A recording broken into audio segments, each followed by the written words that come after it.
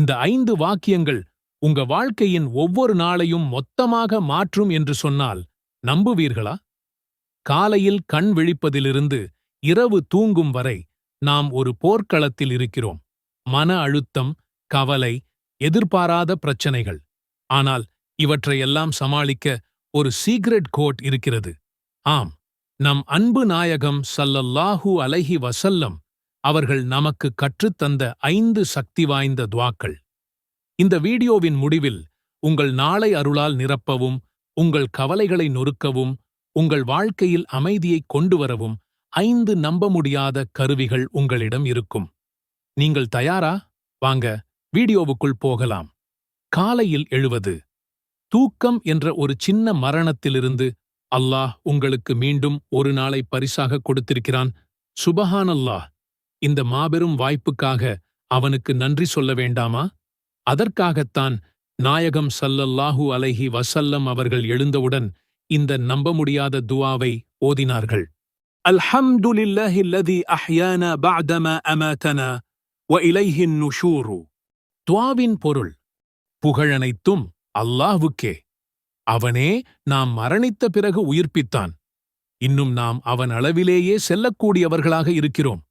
மரணித்த பிறகு என்பது தூங்கிய பிறகு என்பதாகும். நாள் முழுவதும் வரும் தீமைகள். நமக்குத் தெரியாமலேயே நம்மைச் சுற்றி ஆபத்துகள் இருக்கலாம். ஷைத்தானின் தந்திரங்கள் நம்மை வீழ்த்தக் காத்திருக்கின்றன. ஆனால் பயப்பட வேண்டாம். உங்களை ஒரு கவசம் போல பாதுகாக்க நபி ஸல்லல்லாஹு அலைஹி வஸல்லம் அவர்கள் ஒரு சூப்பர் பவர்ஃபுல் துஆவை நமக்கு தந்திருக்கிறார்கள். ஒருமுறை அபூ பக்கர் ரலியல்லாஹு அன்ஹு அவர்கள் நபி ஸல்லல்லாஹு அலைஹி வஸல்லம் அவர்களிடம் காலையிலும் மாலையிலும் ஓத ஒரு துஆவை கேட்டபோது அவர்கள் இதை கற்றுக் கொடுத்தார்கள். அல்லாஹும்ம ஃபாத்திரஸ் ஸமாவாதி வல் அர்தி ஆலிமல் கைபி வஷ்ஷஹாதா ரப்ப குல்லி ஷைஇன் வ மலீகஹு அஷ்ஹது அன் லா இலாஹ இல்லா அன்த அஊது பிக மின் ஷர்ரி நஃப்ஸி வ மின் ஷர்ரி ஷைத்தானி வ ஷிர்கிஹ்.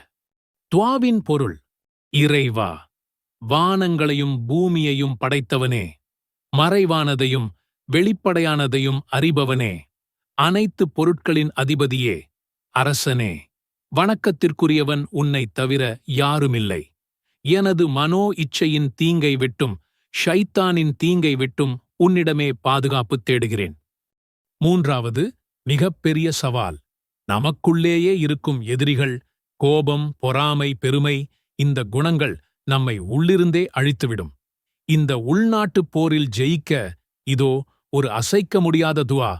இதை நபி ஸல்லல்லாஹு அலைஹி வஸல்லம் அவர்கள் நமக்கு கற்றுத் தந்துள்ளார்கள். அல்லாஹும்ம இன்னி அஊது பிக மின் முன்கராத்தில் அஹ்லாகி வல் அமாலி வல் அஹ்வாய்.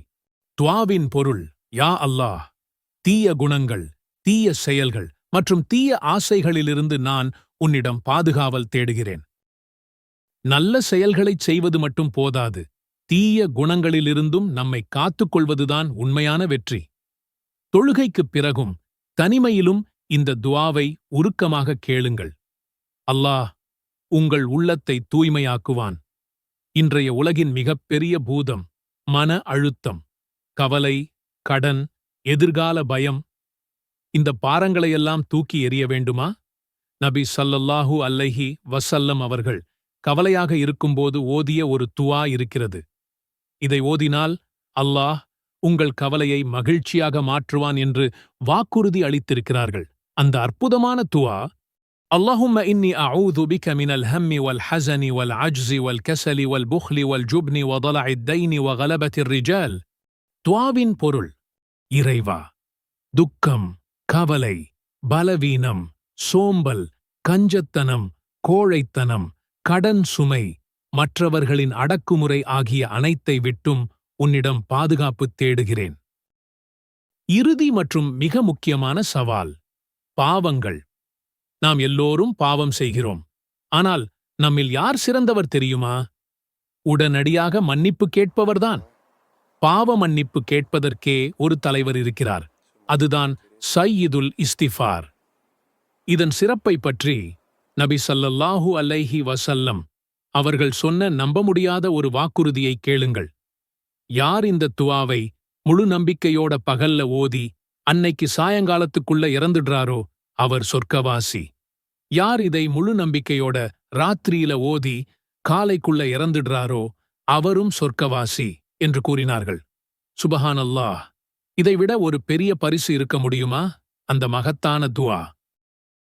அல்லாஹும்ம அன்த ரப்பி லா இலாஹ இல்லா அன்த خلقتني وأنا عبدك وأنا على عهدك ووعدك ما استطعت أعوذ بك من شر ما صنعت أبوء لك بنعمتك علي وأبوء لك بذنبي فاغفر لي فإنه لا يغفر الذنوب إلا أنت. துஆவின் பொருள்: இறைவா, நீயே என் எஜமான். உன்னைத் தவிர வணக்கத்திற்குரியவன் யாருமில்லை. என்னை நீயே படைத்தாய். நான் உனது அடிமை. உனது உடன்படிக்கையின்படியும் வாக்குறுதியின்படியும் என்னால் இயன்றவரை நடப்பேன். நான் செய்த தீமையை விட்டு உன்னிடம் பாதுகாப்பு தேடுகிறேன். நீ எனக்குச் செய்த அருளோடும் நான் செய்த பாவத்தோடும் உன்னிடம் மீள்கிறேன். எனவே என்னை மன்னிப்பாயாக. உன்னைத் தவிர யாரும் பாவங்களை மன்னிக்க முடியாது. அல்லாஹும்ம அன்த ரப்பி லா இலாஹ இல்லா அன்த خلقتني وأنا عبدك وأنا على عهدك ووعدك ما استطعت أعوذ بك من شر ما صنعت أبوء لك بنعمتك علي وأبوء لك بذنبي فاغفر لي فإنه لا يغفر الذنوب إلا أنت. இது ஒரு நிரந்தரமான, அனைவருக்கும் பொதுவான துஆவாகும். இருப்பினும் சில நேரங்களில் துஆக்கள் அதிகம் அங்கீகரிக்கப்படும் என்று நபி ஸல்லல்லாஹு அலைஹி வஸல்லம் அவர்கள் நமக்கு கற்றுத்தந்துள்ளார்கள். அந்த நேரங்களில் இந்த துஆவை ஓதுவது கூடுதல் நன்மை பயக்கும். தொழுகைக்குப் பின் ஒவ்வொரு பர்லு கட்டாய தொழுகைக்குப் பிறகும் துஆக்கள் அங்கீகரிக்கப்படும் வாய்ப்பு அதிகம். அப்போது இந்த துஆவை ஓதலாம். சுஜூதில் இருக்கும்போது, தொழுகையில் சஜ்தாவில் இருக்கும்போது நாம் அல்லாஹ்வுக்கு மிக நெருக்கமாக இருக்கிறோம். அந்த நேரத்தில் இந்த துஆவை ஓதுவது சிறந்தது. பாங்குக்கும் இகாமத்துக்கும் இடைப்பட்ட நேரம் துஆக்கள் அங்கீகரிக்கப்படும் நேரங்களில் ஒன்றாகும்.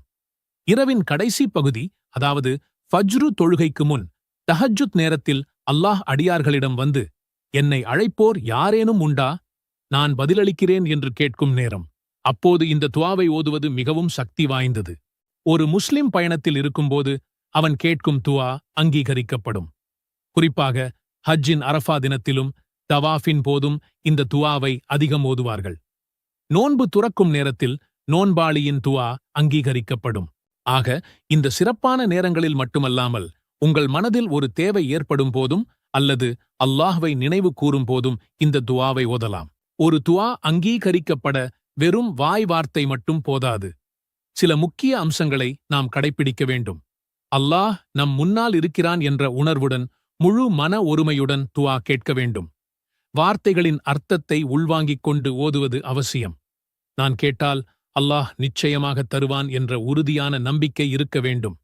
சந்தேகத்துடன் துஆ கேட்பது பலனைத் தராது.